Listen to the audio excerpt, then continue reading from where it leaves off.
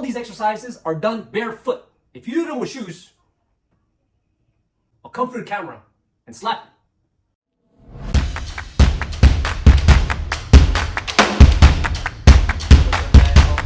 OG Fitness, welcome back to the channel. If you guys are new, this channel is all about fitness for martial arts for older guys. So a little bit about myself. I'm 45 years old, black belt in judo, blue belt in BJJ, and lifelong martial artist. Okay, so in this video today, we're going to talk about how to develop super strong feet and ankles for martial arts. So I'm going to explain to you guys what I do, and then from there we'll look into why I do it, of course, and we're going to read the question by one of you guys, and let's dive in. Can you do a video on strengthening ankles for combat sports? Of course I can. Fitness for martial arts, and that includes bulletproofing your joints so that you can keep on training and reduce your risk of injury. So guys, for combat sports, you have to be stronger and even more stable than for any other sports. Even other contact sports, such as American football, such as ice hockey, rugby. You notice that I don't know much other contact sports outside of, combat sports. That's because, generally speaking, I actually don't care about sports at all, unless it's combat sports. You need to be super strong, super stable, much more so than if you were doing just a regular contact sport, the ones that I mentioned. For combat sports are the most extreme, in my opinion, because there's just so many things that can go wrong. And literally, people are trying to hurt you, so that doesn't help. So the level of bulletproofing that needs to be done to your joints, to your body, is a lot higher. It's quite different. It's, let's say contact sport was here. Well, for combat sports, which are also contact sports, it's like up here. Okay, so our friend's question has to do with the ankle. But guys, the ankle is a joint. You can't strengthen a joint. What you can do though is strengthen the muscles around the joint. So upstream and downstream. So you want to strengthen the muscles in your foot, and then you want to strengthen all the muscles between your ankle and your knee. So we're going to talk about specifically the foot in this video. How to strengthen the foot. Number one, barefoot. You want to go barefoot as much as humanly possible. If you're in a gym and your gym doesn't allow you to walk barefoot or even with socks on, what you do is that when you get to the machine that you have to use, or the squat rack or whatever, you take off your shoes and you just wear socks. Most of the time, they won't notice, and even if they do, you're not walking around the gym with your shoes off. So that way, they can't really say much. They'll maybe turn a blind eye. They'll be like, okay, at least he's not being a dick about it, and then making it so that other people are gonna come harass them about, hey, how come this guy is walking around without his shoes, and blah, blah, blah, right? So if you only take off your shoes when you're actually at your station, then you should be okay. And this goes for when you're at home as well. If you're at home, then just walk barefoot. It's a lot better. We are made to walk barefoot. And a lot of the problems that we have right now with our feet is because we spend all of our time in shoes. Shoes that have very thick cushions, and of course, shoes that also crush our toes together like this. Now, of course, you're not gonna walk barefoot outside. It's not hygienic. You could end up walking on sharp objects, and that could, well, hurt your foot, and that's no good either. So if you're gonna wear shoes, you want to, ideally, you get what they call zero drop shoes. So what that means is that the heel is at the same level as the forefoot, because most shoes, it's elevated. The heel is elevated even just a little bit. It makes quite a bit of a difference. And now the other thing that you can do as well is that you can have those barefoot type of shoes, 5-finger shoes, or shoes that are made to act as though, to feel as though you're walking barefoot. Now, these shoes that I'm talking about, barefoot shoes and zero drop shoes, they can actually be quite expensive. So what I do instead, me personally, is that I just buy flat shoes. I make sure that it's flat. It's completely flat. There are shoes out there, regular shoes that are just flat, walking shoes. And I also make sure that the model, is wide enough, because I do not want my toes to be crushed together.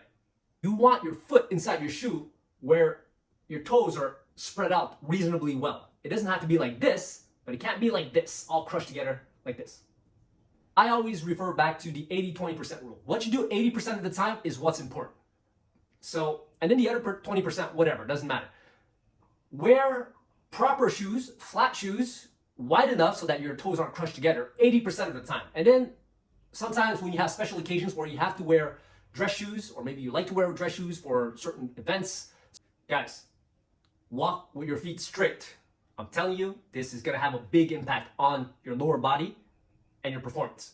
Now, if you walk with duck feet, meaning your feet are spread out like this towards the outside, your toes are pointing towards the outside, that's no good. Because what that does is that it actually, with time, collapses the arch in your foot. If you collapse the arch in your foot, you're gonna be prone to a whole bunch of issues. Not only are you gonna have like bunions in your feet, your Achilles tendons is gonna end up tearing at one point as you get older. It usually happens to men at the age of 40. Once you tear one, the other one's gonna take a hit as well about 2 years later. And also your knees is gonna become more fragile, and then you're gonna bust up your knee at one point. Once you bust up one knee, it only takes about another 2 years before you bust up the other one. And when I mean bust up, I mean tearing a ligament or whatnot. Because now, when you walk with your feet pointed outwards, your feet pointed outwards, your knees valgus, they cave in. That's a no bueno. Okay, so let's get on to the exercises that I personally do, that I recommend. There's a million of them, but you know, the more you know, the better. But I feel these are the ones that work best for me as of now. You can get creative with it because it's the principle that you need to understand. All these exercises are done barefoot. If you do them with shoes, I'll come for the camera and slap you. Standing on a Bosu ball or a yoga ball is the best because that's gonna force your feet to contract, to stabilize at the same time. So you get stability work, endurance work, and some strength work. But with strengthening, that'll be another exercise. But that's the best. So you have to introduce an element of instability, like the yoga ball, like the Bosu ball, or even standing on a bed. You ever notice how when you run on the beach, barefoot, it's hard as hell, right? Why is that? Because it's uneven. So your foot has to adapt to what's going on in a very fast way, actually. As soon as your foot lands, it has to adapt. There's signals that are sent through your foot up to your brain. So you got to feel that, and then it has to make the adjustments throughout your whole body. So it's a super, that's what makes it so hard. When you're standing on a Bosu ball or a yoga ball is a little bit harder because you have to work up to that point. But once you're there, or if you're using something to hold on to keep your balance, but your feet are there, well, you still have to balance. So it does tremendous work for strengthening and stabilizing your foot, which is in turn going to stabilize the ankle, of course. You can stand on 2 feet on the Bosu ball or on the yoga ball, or even on a mattress, to be honest. It's unstable. Or you can stand on 1 foot. Hell, you could even stand on 1 foot on the ground, on a even surface. Close your eyes, and you'll see what happens. Other stuff that you can do. Calf raises. So when you're doing calf raises, you're essentially on your forefoot and pushing up. Now, you do this at all angles available to you. So you do it when your toes, your feet are pointing forward, a little bit off at an angle, pointed towards each other. Okay, so you can play around with those 3 directions when you're doing calf raises. Next thing, jumping up and down on your forefoot, jumping rope. Now, when people jump rope, a lot of times they're doing it in shoes, but if you were to do it barefoot, it works your foot quite a bit. The only issue is when you miss, then that's gonna hurt like a bitch. I mean, the skipping rope hitting your foot. An exercise that I really enjoy doing is the jumping step up. Now, when you do the jumping step up, make sure that it's your forefoot that's on the bench, on the elevated surface. It could be anything, as long as it's elevated, and make sure that the foot at the bottom is also on your forefoot. Your heels do not touch the ground in this exercise, and you jump up and down. Jump up and down, and you alternate. You can go fast, you can go slow. If you go fast, it'll be quite a cardio workout. Also, make sure your feet are pointed straight and your knee is not going over your toes. This is super important. And here's something that most people miss. You want to develop mobility of your foot, of your toes. So, like your hand, your foot can actually, flex, extend, rotate, and the toes itself, it could spread like this. So when you spread it, they call it abduction, and then when you crunch it together like this, it's also considered, what's the word I'm looking for? Adduction. And it can flex like this, and it can open up like that. So you need to have the muscles involved in these movements to be strong. So you have to get into the habit of moving your foot more and more. The more you move your foot, the muscles in your foot, in your toes, the stronger it's gonna get. The exercises that I described here, these already help a ton.